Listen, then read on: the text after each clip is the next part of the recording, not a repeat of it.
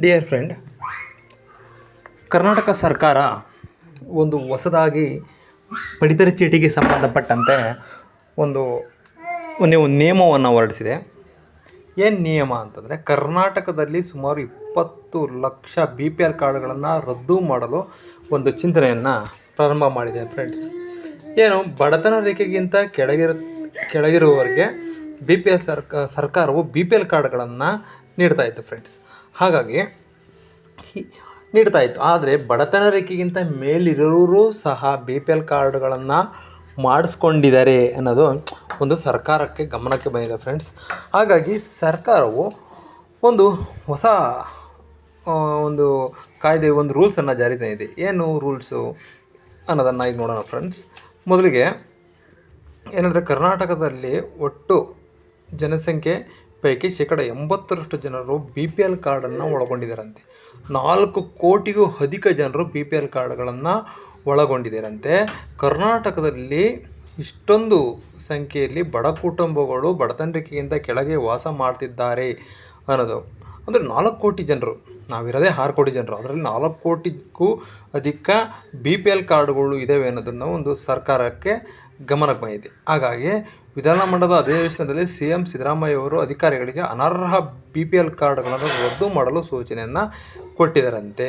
ಅಂದರೆ ಕರ್ನಾಟಕದಲ್ಲಿ ಸುಮಾರು 1.29 ಕೋಟಿ BPL ಫಲಾನುಭವಿಗಳು, ಅಂದರೆ ಅರ್ಹ ಕರ್ನಾಟಕದಲ್ಲಿ ಸುಮಾರು 1.29 ಅರ್ಹ BPL ಕಾರ್ಡ್ಗಳು ಇದ್ದಾರೆ. ಇನ್ನು ಮಿಕ್ಕಿದ್ದೆಲ್ಲ ಅನರ್ಹ ಕಾರ್ಡ್ಗಳು ಅಂತ ಹೇಳ್ಬಿಟ್ಟು ಈಗ ಗೊತ್ತಾಯಿತು. ಈಗ ಸದ್ಯಕ್ಕೆ ಇಷ್ಟು 20 ಲಕ್ಷ BPL ಕಾರ್ಡ್ಗಳನ್ನು ರದ್ದು ಮಾಡೋದಕ್ಕೆ ಒಂದು ಲೀಸ್ಟನ್ನು ಮಾಡಿಕೊಂಡಿದೆ.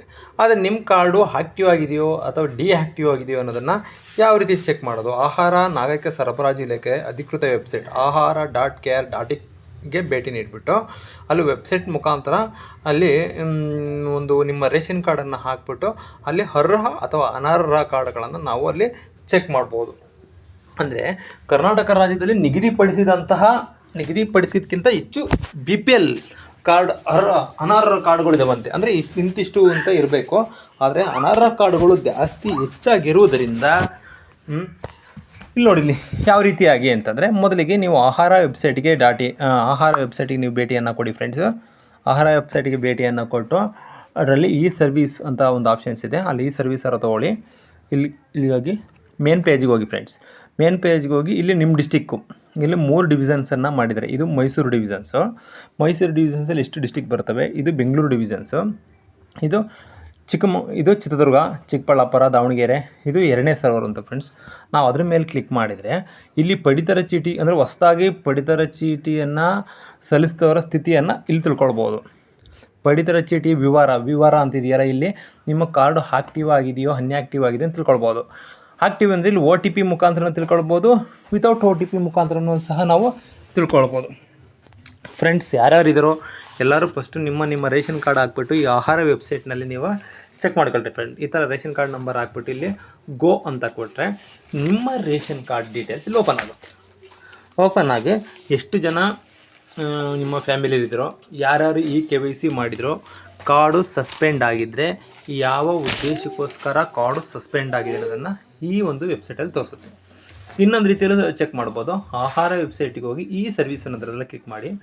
ಇಲ್ಲಿ ನೋಡಿ ಫ್ರೆಂಡ್ಸ್, ಇಲ್ಲಿ ಶೋ ರೇಷನ್ ಕಾರ್ಡ್, ನಿಮ್ಮ ರೇಷನ್ ಕಾರ್ಡ್ ಇಲ್ಲಿ ಶೋ ಆಗುತ್ತೆ. ನಿಮ್ಮ ರೇಷನ್ ಕಾರ್ಡ್ ನಂಬರನ್ನು ಹಾಕ್ಬಿಟ್ಟು ಇಲ್ಲಿ ಗೋ ಅಂತ ನಾವು ಕ್ಲಿಕ್ ಮಾಡಿದರೆ ನಿಮ್ಮ ರೇಷನ್ ಕಾರ್ಡ್ನಲ್ಲಿ ಇರ್ತಕ್ಕಂಥವ್ರು ಇಲ್ಲಿ ಶೋ ಆಗುತ್ತೆ. ನೋಡಿ ಫ್ರೆಂಡ್ಸ್, ಈಗ ತೋರಿಸ್ತಿದ್ದೀನಿ ನಾನು ಒಂದು ಮಾಡಲ್ಲಾಗೆ. ನಮ್ಮ ಚಾನಲ್ನಲ್ಲಿ ಬರ್ತಕ್ಕಂಥ ಮಾಹಿತಿ ನಿಮ್ಗೆ ಇಷ್ಟವಾದರೆ ದಯಮಾಡಿ ಸಬ್ಸ್ಕ್ರೈಬ್ ಬಟನ್ ಕೊಟ್ಟು ಶೇರ್ ಮಾಡಿ, ಸಪೋರ್ಟ್ ಮಾಡಿ, ಲೈಕ್ ಮಾಡಿ. ನೋಡಿ ಫ್ರೆಂಡ್ಸ್, ಇವ್ರದ್ದು ಆ್ಯಕ್ಟಿವ್ ಆಗಿದೆ.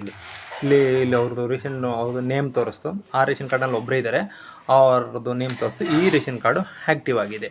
ಅದೇ ರೀತಿ ಇಲ್ಲಿ ನೋಡ್ರಿ, ಇಲ್ಲಿ ನಾವು ವಿಲ್ಲಿಂಗ್ನೆಸ್ ಅಂತ ಇದೆ ಫ್ರೆಂಡ್ಸ್. ಇಲ್ಲಿ ನೀವು ಸಹ ಚೆಕ್ ಮಾಡ್ಕೊಳ್ಬೋದು. ನಿಮ್ಮ ರೇಷನ್ ಕಾರ್ಡ್ ಆಗಿದ್ದರೆ ನಿಮ್ಮ ರೇಷನ್ ಕಾರ್ಡ್ ಆ್ಯಕ್ಟಿವ್ ಇದೆಯೋ ಇನ್ಆ್ಯಕ್ಟಿವ್ ಆಗಿದೆ ಅನ್ನೋದನ್ನು ತಿಳ್ಕೊಳ್ಳಿ.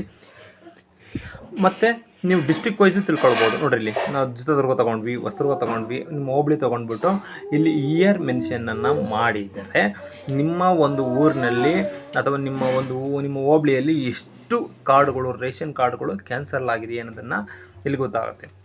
ಆಲ್ರೆಡಿ ಅಧಿಕಾರಿಗಳು ನನ್ನ ಒಂದು ಓನ್ ಒಪಿನಿಯನ್ ಅನಿಸಿಕೆ ಪ್ರಕಾರ ಇನ್ನು ಈಗ ಅಧಿಕಾರಿಗಳು ಮಾಹಿತಿಯನ್ನು ಸಂಗ್ರಹ ಮಾಡ್ತಿದ್ದಾರೆ.